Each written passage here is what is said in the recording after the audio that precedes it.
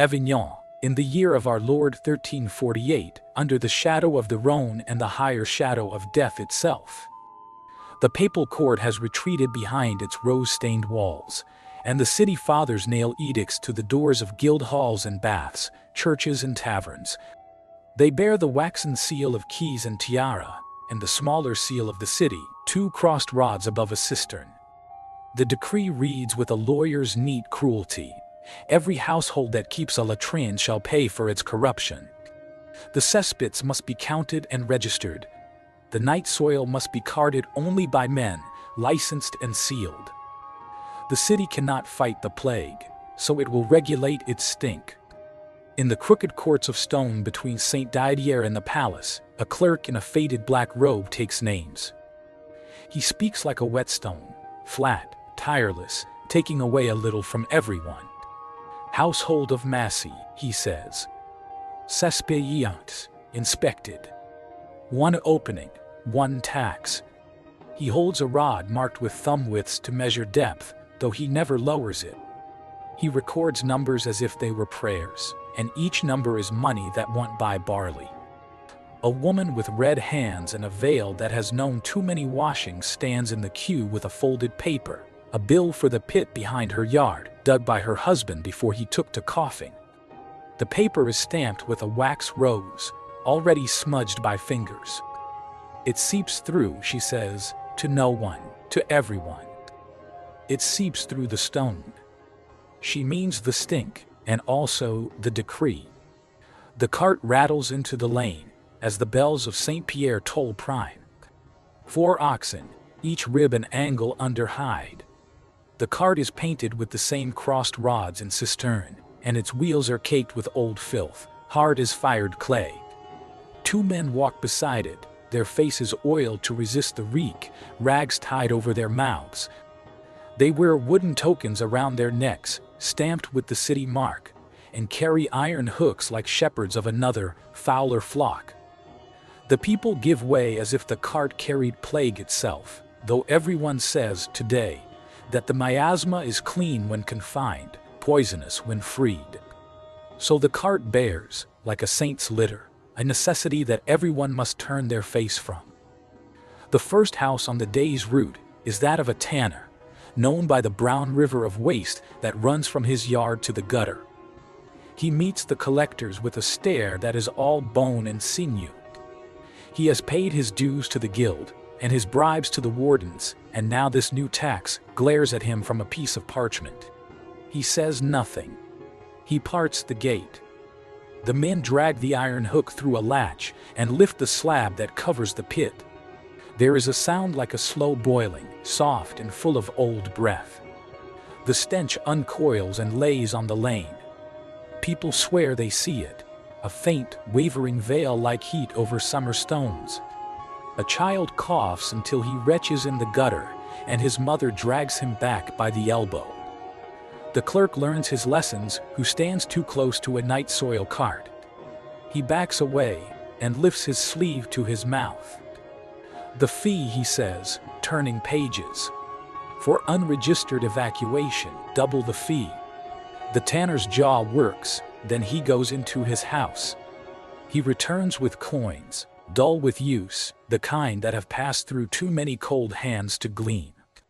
He hands them over to avoid the worst thing, the seal.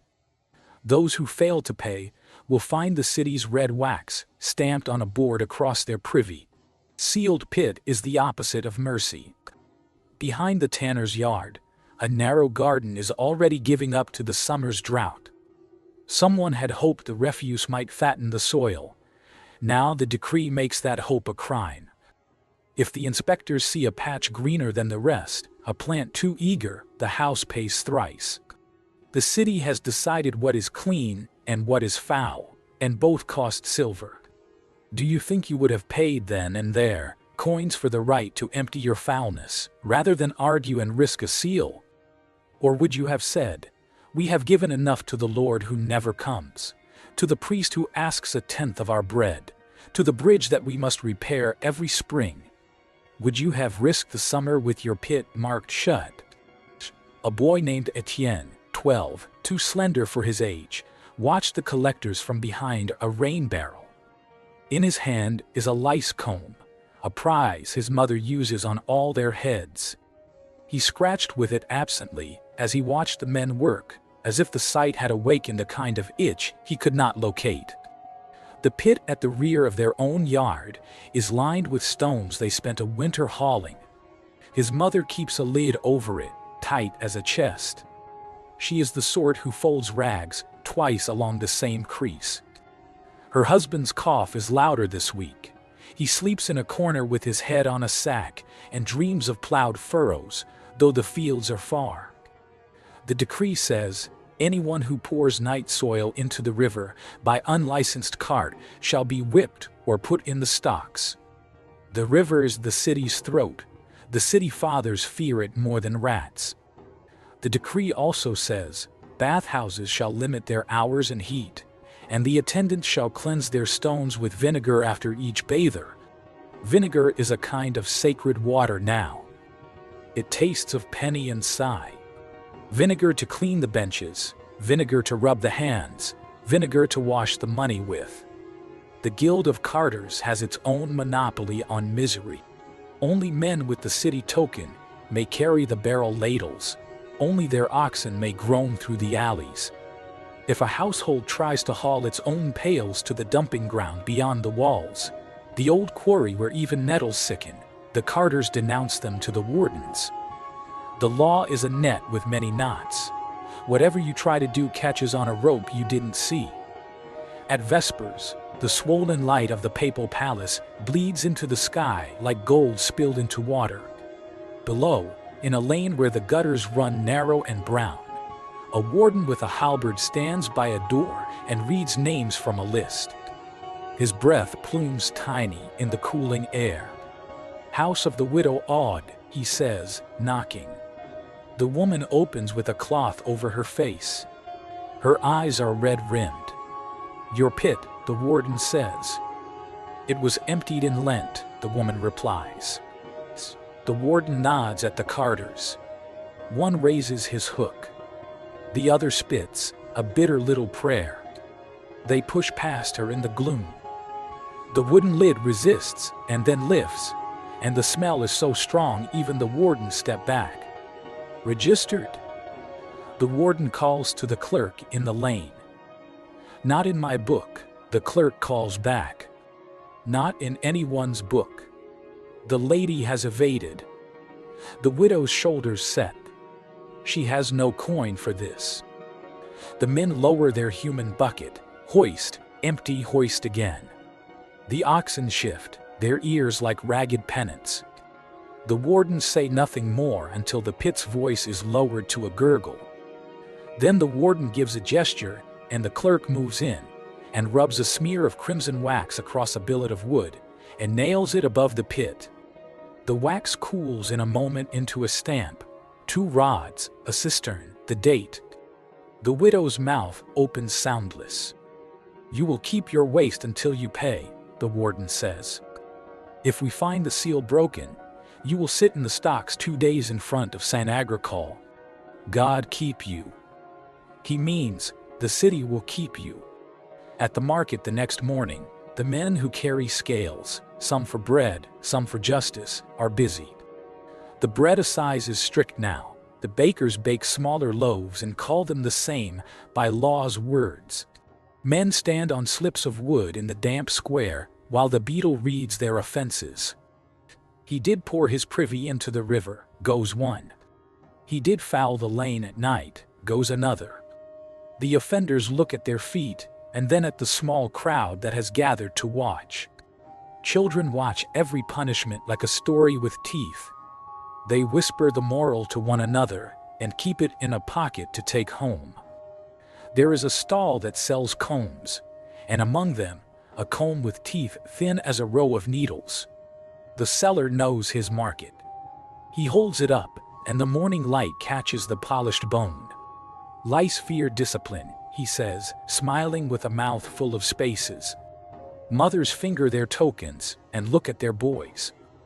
Before the edicts, they might have kept their heads under scarves and combed only when a scratch became a scratch and then a wound.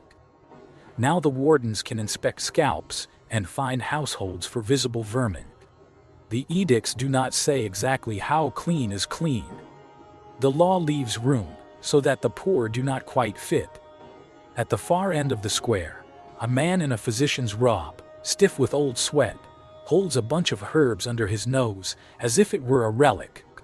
He is speaking to a small crowd about airs and corrupt humors. Filth rises, he says, holds in the fog over the Rhone. Stagnation breeds typhus, and beyond that, the death we do not name.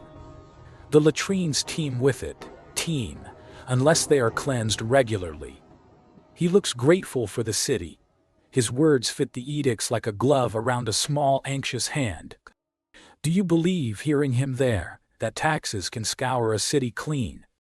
Or do you think that the money goes where money always goes, up into the palace kitchens, out through the private gates? A small riot begins where all riots begin, in a knot of men near the tavern who have had a little too much courage and a little too much hunger. Someone tells a tale of a clerk who took coin in exchange for marking a pit as emptied without a visit. Someone else, whose wife labors at a bathhouse, says the wardens forced the baths to close early the night the chancellor's nephew wanted them kept open. The king is far, the pope nearer, but the men who stand at your door and say coin are nearest of all. That evening, Etienne watches the night soil cart pass the mouth of his lane and turn toward the bishop's quarter, where the pits are laid with better stone and smell, somehow, less of despair. His mother sits in the doorway with her knees drawn to her, a pot of water between her feet. She dips the comb and climbs the ladder to the sleeping loft, where her little girl lies. The girl rouses a moment, and the mother murmurs, "Hush, hush," and the comb moves through the hair, stroke by stroke, like a priest's hand, like a prayer. Outside, on the wall by the door, a clean section of stone gleams. She scrubbed it with vinegar until her arms shook. Her husband coughed until he slept. She keeps the scraps of soap in a box with a lid, as if soap could escape. The team arrives 2 lanes down to the house of a cooper who has declared loudly that he will not pay. He has sealed his own pit with a top of oak, hammered tight as a drum. He stands in the doorway, arms like beams, eyes bright with stubbornness. The warden lifts his halberd and holds it not quite like a threat. "Open," he says. The cooper shakes his head once. "I will not pay a tax for what every man must do," he says. "You'll have to lift my lid yourselves." The warden nods at the carters, who look at the cooper, and then at each other, and then at their hooks. They approach. The cooper lifts his hammer, not to swing, but to hold. The neighborhood holds its breath. When the carters set their hooks, the cooper sighs, then sets his hammer down on the step and goes inside. He returns with coins, like everyone. Only the very brave, or the very foolish, refuse a sanction in plague time. Fear makes obedience taste almost like virtue. Late that night, under a moon thin as a whisper, Etienne slips out with a pail. His mother sleeps, her head against the wall. His father dreams through his coughs. The seal over their pit is fresh.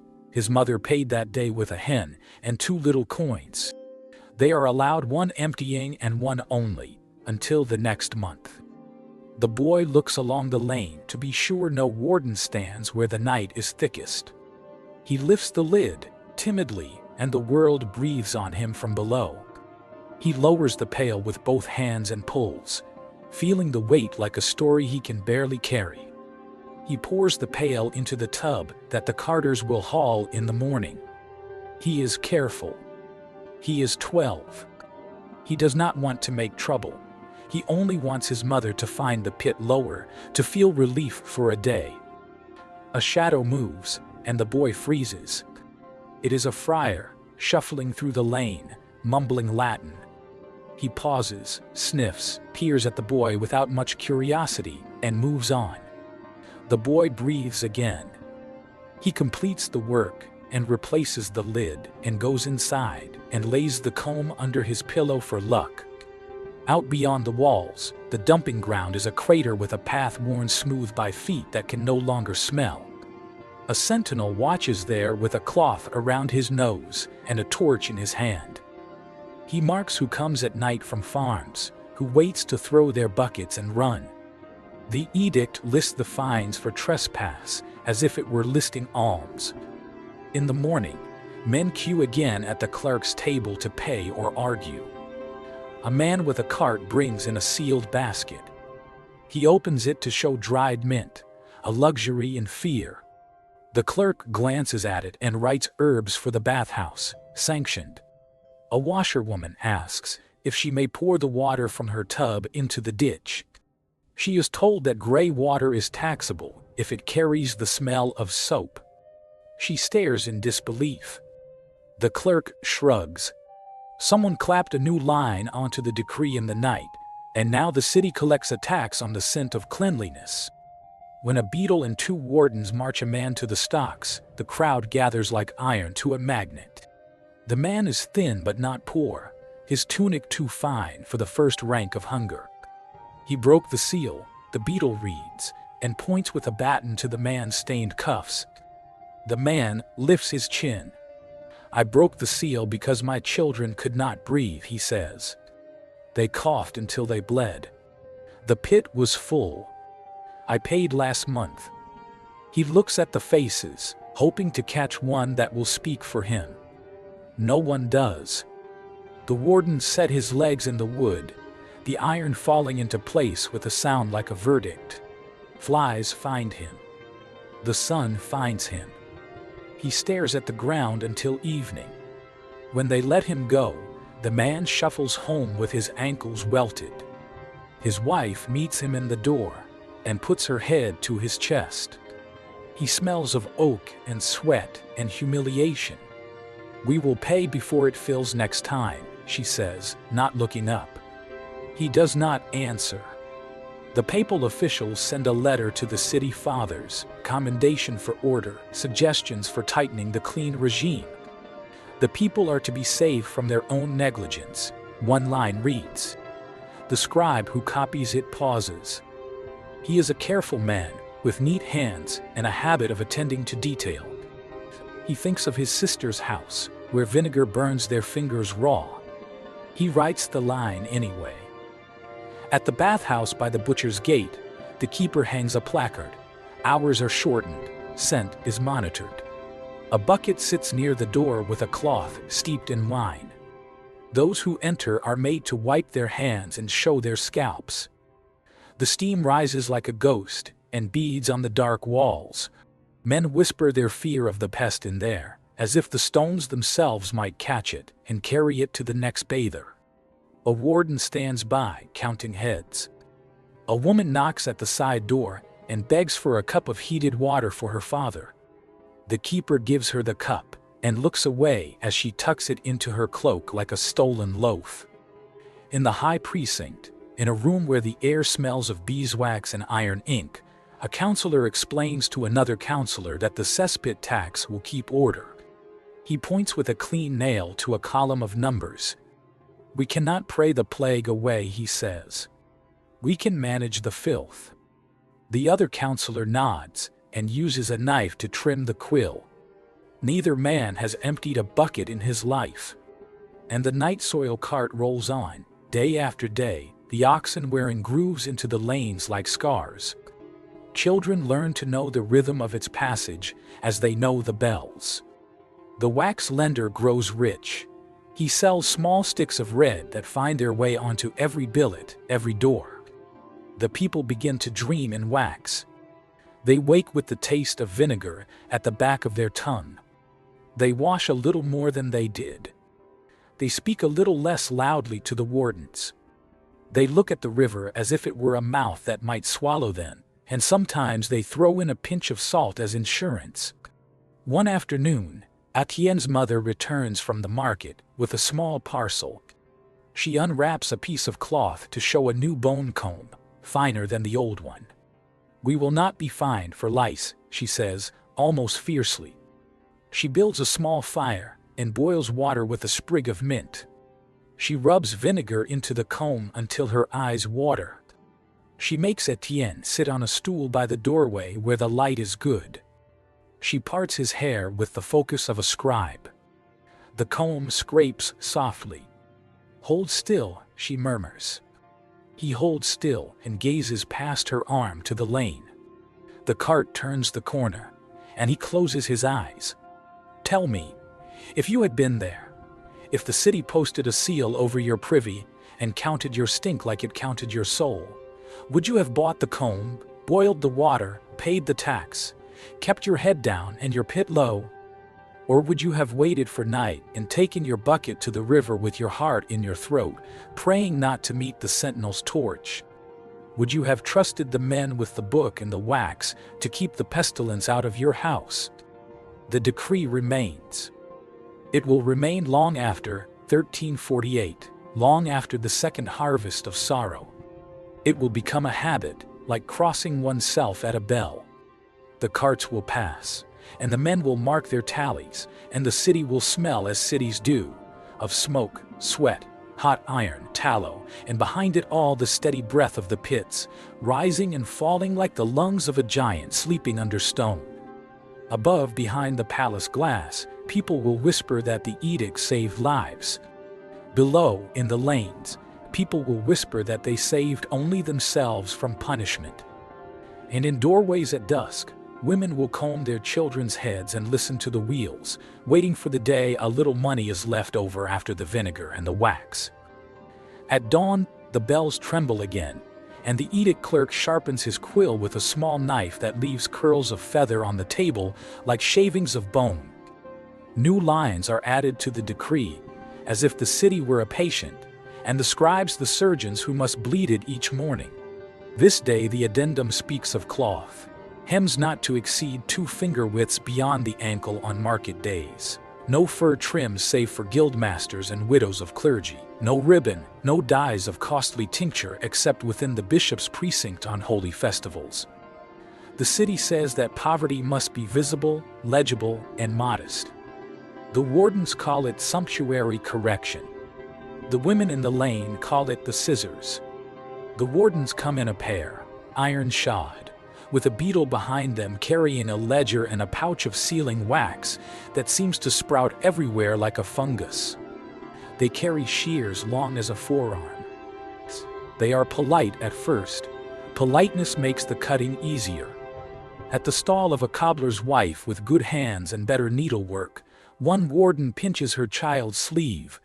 The fabric is stout, a charity scrap sewn cunningly into something merely fine. "Too long," he says, meaning not the cloth but the hope behind it. She protests that the child doesn't own a cloak and winter is coming. He does not answer. He measures hem with his thumb, levels the shears, snips away a ribbon of cloth and drops it into a sack. A tiny tax of shame. The child bites his lip and watches the ribbon fall. The beetle marks a fine for impudence when the boy will not look away. Elsewhere, a baker's stall stands under an old plank gutter so that the crust smells faintly of damp wood. The assize of bread has been proclaimed again, with weights and measures posted so plainly that even the illiterate can feel the weight of the law. The inspector's hand is clever. He knows the trick of shaving a loaf and dusting it with flour to fatten its lie.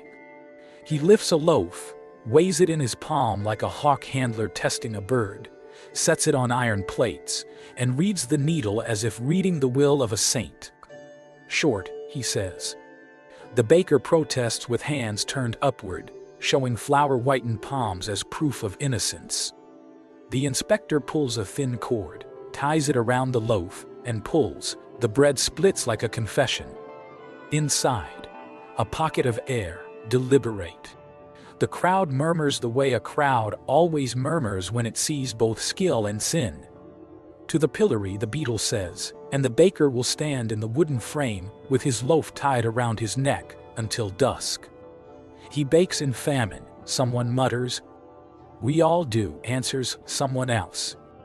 A line of bathhouse workers stand outside their stone doorway, listening to the new rules read out by a clerk whose voice never seems to suffer from the dust or the vinegar fumes. Hours of steam are shortened, he intones. Bathers must show scalps upon entry. Water is to be changed after every fifth person and poured into designated trenches only. He indicates chalked arrows along the street, or a fine equal to a day's wages will be assessed. The keeper nods because nodding is part of keeping. She will later count coins in the back room and decide which of her girls to send away because the shortened hours will starve the house faster than lice. She scrubs her palms with last night's lemon rind until the skin shines raw, then tucks the rind under her table like an amulet. Etienne runs errands this day, 1 coin in his fist and his mother's list in his head like a psalm. Barley, 2 onions, vinegar if cheap. His father's cough has a new sound, a murmur beneath the bark, like someone whispering from a dug hole. The comb lies drying in the window slit where sunlight finds it. Before the boy turns into the market, he passes under a balcony where a herald hangs a new placard, a plague edict inked heavy and dark. No gatherings at night, it reads. Relics may be paraded at the bishop's discretion. Beggars must keep to the river wall.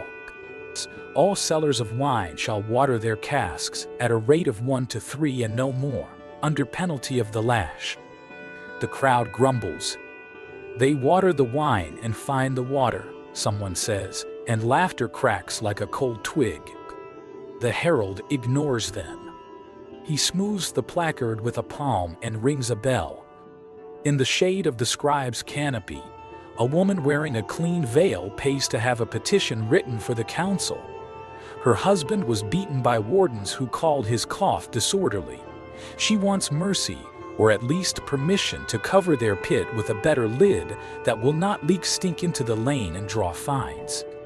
The scribe shapes her words with the neat cruelty of habit, leaving out anything like rage, inserting words like humbly and in the name of public order so that her plea will not tear on the net of law. He sprinkles sand on the letter to dry the ink, then blows and hands it to her with 2 fingers. She nods and tucks the letter into her sleeve like a blade she will never be allowed to draw. By noon the stocks have their prisoner, the baker, his loop of bread already growing ragged where curious fingers have pinched off bits. Children, who understand hunger and spectacle better than justice, beg for a bite with open hands. He nods at one small girl whose eyes do not blink, and her mother takes her away by the wrist as if generosity were another sin that could be taxed. A beadle reads aloud from the ledger. For fraud in bread, 3 hours. For speaking against the edict, 1 hour added. The baker has said nothing. His face did the speaking when they tied the loaf around his neck. Flies want him, but so does pity, and the 2 make a sour company around his bench. In the afternoon, a procession of relics creeps out of Saint Didier, a bone in glass, a shred of cloth in a little box, a silver hand that once gloved a saint's palm. The priest carries the bone high, the aldermen carry the hand with ridiculous care, and the people press forward to see what will rescue them today. Child dips toward the glass, and the beadle slaps at his knuckles with the long baton of order. Incense rolls through the lane like gentle smoke from a clean hearth. For a moment the city smells less of pits and more of brass and pine resin. The priest's voice climbs a ladder of Latin and descends in the vernacular. The seal saves, he says. Close what is foul, open what is holy. No one laughs. The aldermen glance at one another above the priest's head, small nods. This is working, this mixture of heaven and wax, or at least it holds the morning together until night arrives and people whisper their truer thoughts.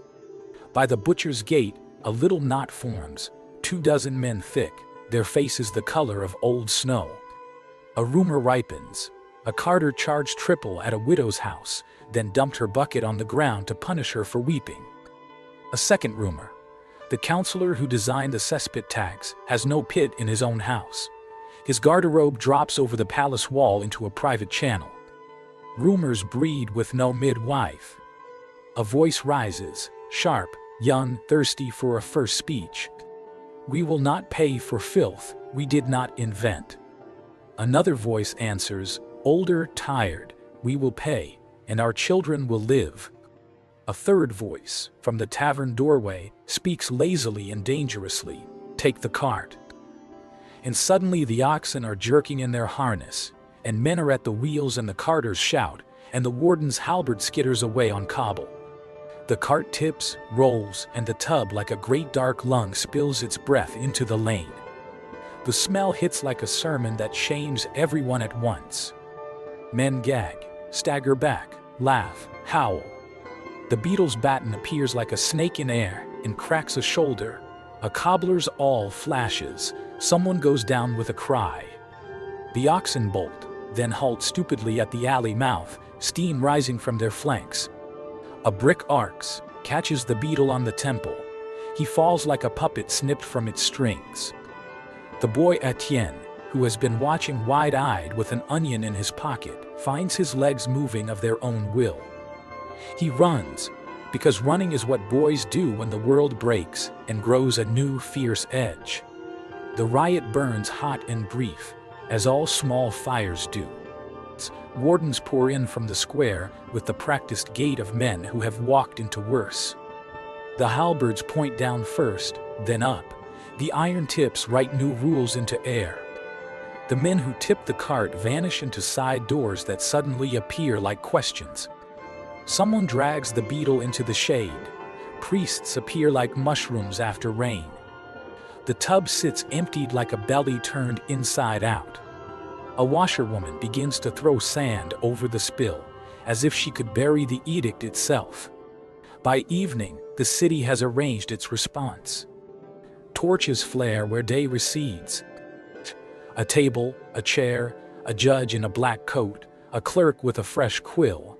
The show trial begins at the corner of the butcher's gate, because justice is most efficient when it is public.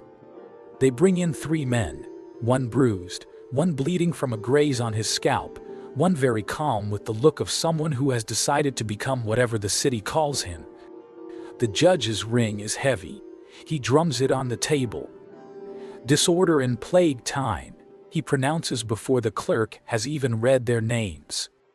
Assault on city servants. Theft of city property. The men glance at the tub as if looking at a coffin that might belong to any one of them. Witnesses speak. A priest says he saw them tip the cart. A shopkeeper says he saw 2, not 3, but is corrected with a stare. The calm man speaks. I have a wife who cannot breathe when the lid is shut. The carter asked twice the fee. I said no. The cart tipped itself. The crowd laughs because it must. The judge's eyes do not blink. The cart tipped itself, he repeats, writing the words in the air with his ring finger. Very good. He turns to the clerk. Stocks for 2 days, then a whipping each. No blood, just sound. Then the seal on their pits for a fortnight. The clerk writes, the quill whispering like a rat in straw. The judge adds, almost as an afterthought, and 1 man to the bishop's question for rumor-mongering. He points at the calm man, who bows as if to a master at a dance.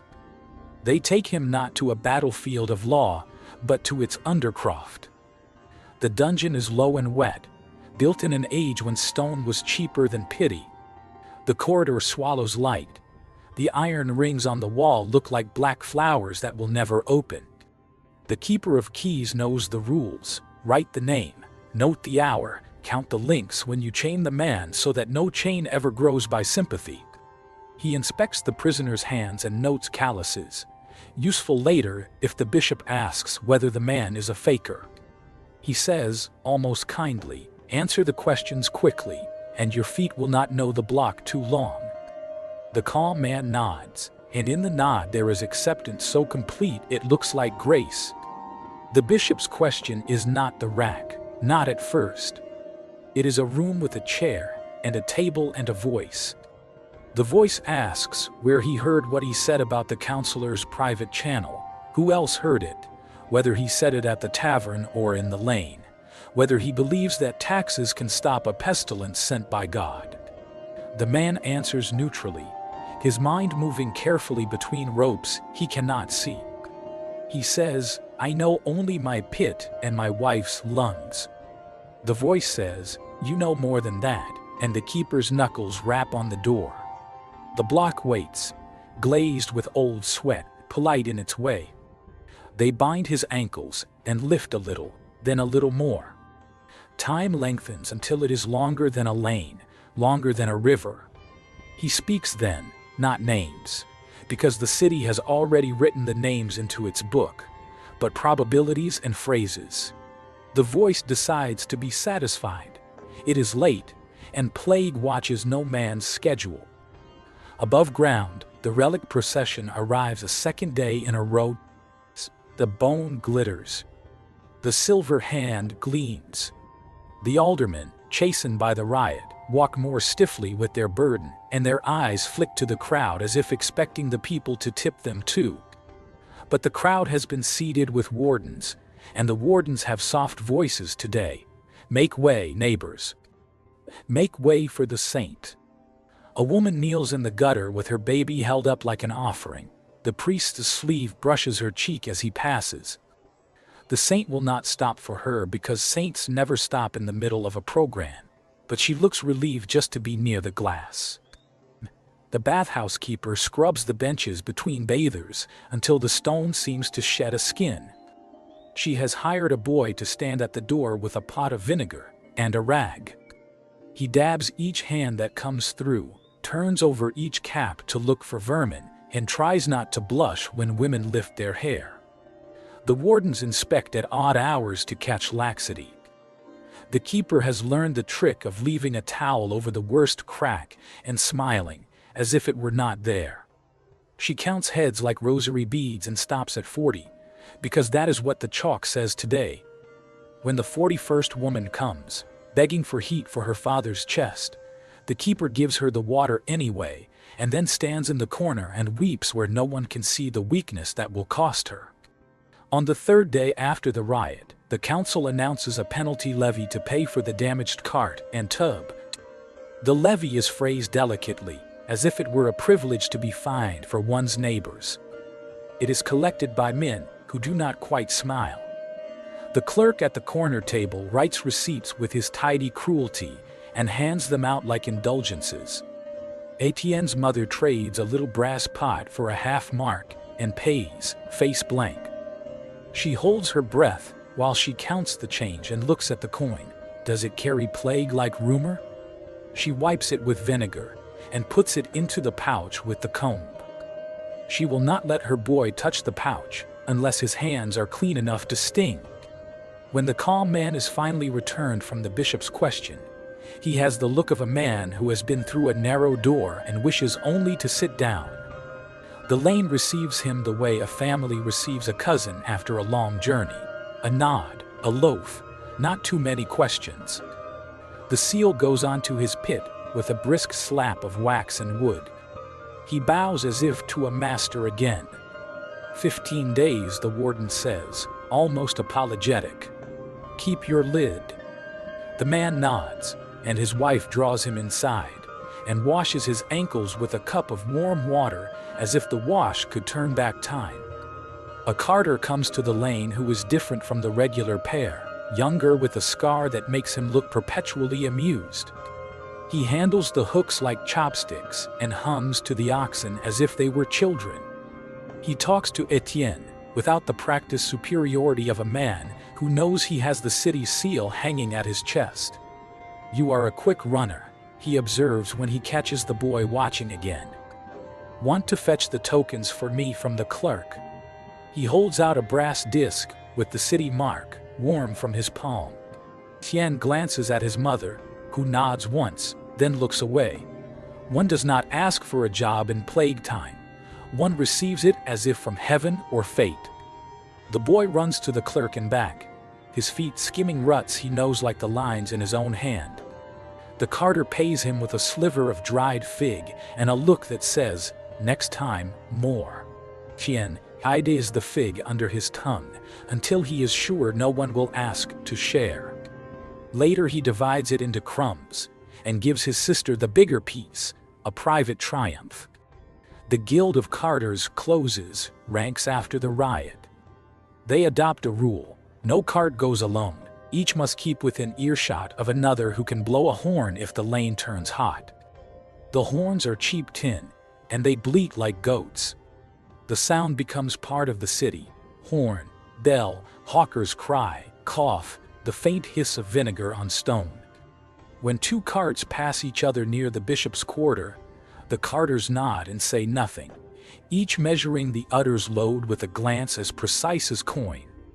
In the guild hall, a pitted table bears cuts like tally marks, one for each year the city has tried some new way to measure shame. At the market, a new scene repeats itself like a painful joke. A cloth inspector kneels to measure a woman's hem, rises, snips, and drops the strip into a sack. Sack now bulges with other people's inches. The inspector tells himself this is for order, that too much cloth is immodest and inflammatory. He tells himself many things. Men who cut learn to sing to drown out the small sound of the shears. A girl laughs as he kneels, and he blushes and adds a fine for laughter. The ledger grows a little heavier with every giggle erased. One evening, after the carts have rolled and the stocks are empty, the council hangs a lantern at the river wall and posts a new rule: the washing of clothes in the Rhone is forbidden after dusk. Stagnation, miasma, contagion, words like invisible chains. A washerwoman stands looking at the river, which flows as it always has, as if rules could not catch it. She lifts her wet bundle to her shoulder and trudges home. Behind her, a boat slides past with no light, the oars a whisper. It is a man sneaking out to dump what he should not dump at an hour he should not be awake. The sentinel on the far bank hears, turns, sees nothing, shrugs. There are more rules than torches. Inside the bathhouse, a small moment of revolt. A man with a scar on his face refuses to show his scalp. God sees my head, he says. Why must the warden see? The keeper waits, her mouth aligned. A warden steps forward to demand compliance, and the man steps back, and suddenly the whole steam-thick room is on pause, each breath loud. Then the keeper, with a grace that startles everyone, sets a small mirror on the bench. Look yourself, she says to the man. If you see vermin, kill them. If you do not, go in peace. The man stares, lifts his cap, peers, snorts, puts the cap back on, and goes in. The warden pretends this was his suggestion. The keeper sinks onto a stool and looks at her hands as if they belong to someone else. At home, Etienne's father's cough settles into the house like a new piece of furniture that cannot be moved. Some mornings he coughs bright, some mornings dark, and the mother reads omens in the sound while tending the pot. She keeps the pit lid tighter than tight. She has nightmares of wardens pointing, of seals cracking at night by no one's hand, of the river rising to claim their shame publicly. She has begun to sleep with the comb near her pillow like a saint's bone. When she dreams of lice, she wakes grateful, because lice are a trouble she can catch and crush in her fingers. Plague is not. One night, the friar who once passed Etienne in the lane pauses at their door. He holds a small lantern and smells faintly of wood smoke and vinegar, a priestly perfume these days. He asks to speak a blessing. The mother nods and steps aside. He mutters Latin like rain, then looks up and says in the softest voice, "The city will tire of this tax when it learns it cannot count sickness by counting pits. Be patient." The mother's face works a little. She has been patient with hunger, and patient with men who cut hems, and patient with men who snip coins from her purse by means of words. She nods anyway. The friar leaves a sprig of rosemary, then goes next door to bless the widow whose seal is still fresh and cruel. On the 5th day after the riot, a boy is caught at the river with a bucket, and because he is small and his bucket not very full, the wardens pretend not to see him until they are sure they must. They march him to the square, and the beadle reads aloud a little sermon about discipline. The boy stares at his feet, his toes peeking through cracked shoes, his bucket now an emblem rather than a tool. "Shall I sit?" he asks the beadle low, knowing that stocks are for men, not boys. The beadle, who has had enough of public work to keep his soul awake, says, "No, you shall carry your bucket through the market until the last bell, and that will be lesson enough." The boy nods and walks, his ears hot, the bucket knocking his shin with every step. Etienne watches, and feels a strange mixture of shame and gratitude that it isn't him. He goes home, and scrubs the pit lid with vinegar, until his mother takes the cloth from his scalded fingers. Do you imagine the smell receding as the weeks pass, washed away by incense and edicts? Or do you hear the little horns, the bleeding tin, and know that the city has chosen a music to march by, the sound of carts and seals and the steady hum of a ledger that never closes? When autumn comes, dry and mean, the leaves collecting in the gutters make dams of their own, and the wardens fine a man for sweeping his trash into the gutter because it carries the pest. The man who used to laugh at rules now only nods. Laughter costs. The relics go indoors more, the processions shorter in the early dark. The baker bakes smaller loaves under a new decree that uses the word adjustment instead of shaving. He lifts each loaf as if weighing his conscience. The bathhouse keeper keeps her mirror trick, and the wardens adopt it as policy, as if mercy had always been written into the rule. And the night soil cart keeps rolling, the oxen knowing every dip and rise, every stone that nudges the wheel. Etienne runs small errands for the scarred carter, and learns the route by heart. The widow's house with the seal, the cooper with his tight lid, the tanner who pays with a grimace that folds his whole face into a line. The boy learns to look at a yard, and know its pit's mood by the way the weeds growl, bright where the scent leaks, dull where stone holds tight. He learns to tie the clerk's tokens to the cart with a double knot, to keep dogs from licking the iron that tastes of a city's secrets, to say mind yourself to children who chase the wheels for the thrill of not being crushed. In time, the story of the riot becomes a lesson told in a soft tone by men shelling peas. Do not tip the cart, they say. Tip the clerk. Cheaper to bribe than to bleed. A new custom grows like mold on law. A coin left on a sill, a loaf left on a warden's wife's table. The city learns the ancient trick of padding hard rules with small corruptions, so that life can pass without splintering. The judge pretends not to see it. His ring still drums the table each evening like a metronome of order. The bishop writes a letter praising compliance and invites the council to a feast where clean plates smell of lemon and no one speaks the word cesspit. And yet, in kitchens near the river, in rooms not quite large enough for the people who fill them, a quieter resistance blooms. Women swap tips on keeping lids tight. Men trade vinegar rations. A girl shows another the knot that stumps the seal unless lifted very slowly at dusk. Etienne's mother cuts her hem herself, higher than the rule, so the wardens will pass by, smug in their victory. She keeps the ribbon she cut, and uses it to bind her daughter's hair. It looks almost pretty. It looks like defiance, no one can tax. Tell me then, if your city soaked the air with vinegar and law, if it marched its relics to bless the stink and made your bucket an emblem of guilt, would you join the men who tip carts, or the women who learn the slow lift knot? Would you give the beadle a coin and call it prudence, or hold your coin and call it honor? Would you love the law because it promises order, or hate it because it names your breath unclean? Night falls early, and the lane breathes. In houses where candles are too dear, people sit in the dark and listen to the far horn and the nearer bell. The comb rests on the sill. The seal on the pit gleams dull red in the last scrap of light. City sleeps, and under it a deeper city stirs, the city of pits, of tunnels where liquid shame flows toward a far field, of rooms where men whisper in chains that smell of rust and old prayers.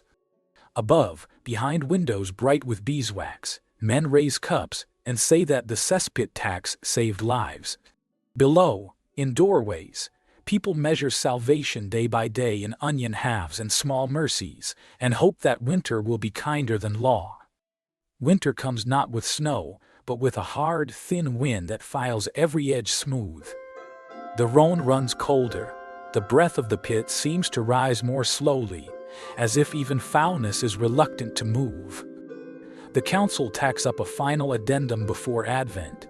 No midnight feasts, no unsanctioned fires, and the cesspit levy to be gathered before Epiphany, lest negligence breed disaster.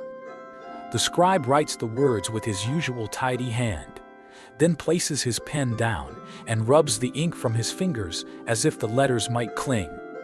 In the lane, people draw in. Doors are shut earlier, speech is softer, vinegar bites the air at dusk when lids are wiped, latches tightened. The baker, who once wore a loaf like a collar, bakes a little truer now, not from love of law but because the crowd looks too long at his scales. He has learned a new trick anyway. He bakes the crust darker so the weight feels honest, even when it is barely so.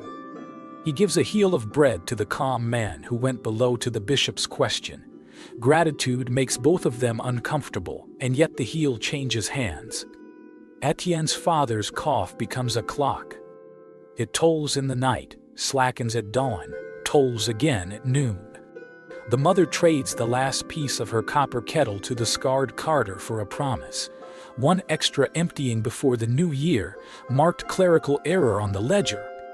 The carter nods once, solemn as a vow. When he comes, he works fast and quiet, oxen wrapped in burlap against the wind, hook moving without flourish.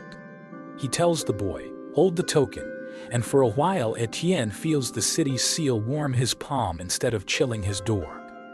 The bathhouse closes for 3 days to purify its stones. The keeper scrubs until her knuckles split. The wardens praise her diligence and dock her for the day's lost head count. She sets the mirror on its shelf and covers it with a cloth like a relic. She has begun to keep little notes in a bottle, tricks that spare a fine without breaking a rule, ways to soothe a warden without surrendering the house. Warm the vinegar, one reads. It smells stronger, they think you've used more. The friar returns at dusk with a basket and a blessing. He lays an onion, 2 withered apples, and a stub of candle on Etienne's threshold. Someone sent this to the wrong door, he says gently, as if fate had stumbled, and he is only correcting its gait. He asks after the father. The mother lifts her eyes, and the answer sits in the gap between them like a pew no one will use again. The friar murmurs the psalm that mentions pits and enemies and deliverance. It sounds here like a letter to the wrong address. When he leaves, the mother lights the stub. The flame is small, but it draws the room into a circle where fear cannot stand upright. The council, seeking to prove that order is mercy, parades the relics a last time before the nativity. Snow, at last, draws a thin sheet over the lane, and incense stains the cold like a bruise. The silver hand gleams, the bone in glass fogs at the edges, and the priest pronounces a winter blessing, close what is foul, open what is holy, and your houses will be spared. He passes so near the calm man that the glass reflects the man's face for a breath. In that reflection, the man looks like a saint of endurance no church would canonize. The aldermen nod, warmed by obedience. Behind them, the wardens count heads with the patient arithmetic of men who trust numbers more than prayer. Then, on the 3rd day after Christmas, the river swells. Not a flood, just a sly brown fullness that slides into drains and whispers up through the cracks of stonework that was never as tight as men pretended. Lids that were proud of their seals begin to sweat. The pits answer back to the river like cousins passing gossip. The council sends a runner with a bell. Keep your lids. The runner is a child with numb fingers and a voice that breaks. People do what they have already learned to do. Sand around the edges, vinegar on the wood, prayers said low enough that the wardens won't count them as disorder. The calm man props his lid with a wedge, his wife cut from a broken stool. He stands in the yard and listens, and the yard breathes with him. The scarred carter arrives early, without being called. He tips his cap at the mother and sets his hooks with a smoothness that looks like courtesy and is, in its way. "We are not supposed," he says, glancing at the swelling gutter, "but we are men before we are seals." He empties what he can. The oxen blow steam into the cold like tired kettles. The carter scribbles something crooked beside their name in the ledger, an angelic error, and taps the page as if to say, "I wrote a winter into law just now." Etienne, holding the token and the rope, learns a lesson that the clerk never taught. Some laws need a crack where kindness can enter. It is the season of small reckonings. The judge grows sick, and his ring stops drumming. A new judge arrives with a softer voice and an older coat. He keeps the show trials shorter. He thinks humiliation should chill like water, not burn like fire. The sack of cut hems is opened and sorted, lengths are sewn into blankets for the poor, and the inspector allows himself to believe he planned that all along. A beadle who loved his baton a little too loudly is sent to watch the river at night. He learns to read the shapes of boats in the dark. He begins to understand why men break rules they admire. On the last day of the year, the council counts the coin the cesspit tax has brought. The numbers are tidied, the parchment heavy with ink. Scribe adds the columns and writes the sum, then stares at it for a long time. He has a sister whose hands burn from vinegar, and whose little boy has learned to tie the seal knot slowly, like a prayer. He sets aside the pen and goes to the window. Below, a cart rolls past, oxen bowing their heads like monks. He listens to the tin horn. It bleats once, twice, then is gone. In the lane, Etienne's mother sets a basin by the door and heats water with the last of the rosemary. She calls the children. "Heads," she says, and they come, dutiful as parishioners. She combs the girl first, then the boy, careful, rhythmic, as if to set the pace for the year. When she finishes, she wipes the comb, wraps it in a cloth, and lays it next to the seal receipt, and the little brass token the carter let the boy keep through mistake or pity. These are their relics: a comb, a slip of waxed paper, a coin with a crude cistern stamped on one side. She looks at them for a moment, and then closes the box. That night, Etienne steps into the lane and listens. The city has a winter voice: less hawking, more coughing, fewer bells, more hinges. Somewhere a beetle's horn bleats soft, then again. Somewhere a judge's window closes. Somewhere the bathhouse keeper lays her mirror flat and whispers to the stone, 40 tomorrow. 40, no more. The boy tilts his head. He thinks he can hear the river under everything, the great wet thought that the city tries every day to interrupt and cannot. He breathes in the cold, and the vinegar, and the faint animal warmth of the oxen in their stalls. He lifts his hand and feels his breath make a little cloud. It dissolves, leaving nothing, and yet the air where it was feels different, as if even breath leaves a lesson. In spring, they will loosen the hours, and the relics will come out less, and the men with shears will find some new edge to police. The pits will fill and be emptied and fill, patient, endless. The seal will wax and crack and wax again. People will marry and wash and shave loaves a little and be forgiven a little less. The city will call it order. The people will call it living. And between them, a carter with a scar and a boy with a quick step will pass, balancing a tub, a token, and a ledger that tries to catch the human tide and can only skim its surface. If you had stood in that lane with a lid under your hand and a fine in your pocket, would you have paid without a word, or bargained, or waited for night and risked the river? Would you have believed the seal could save, or trusted instead the warmth of a hand that turned a hook kindly? Tell me below, what price would you have paid for a day without the smell and the lash? And if this tale troubled your sleep, listen next to the market that fined the poor for washing after dark, or to the village that paid tithes for a king who never crossed their bridge.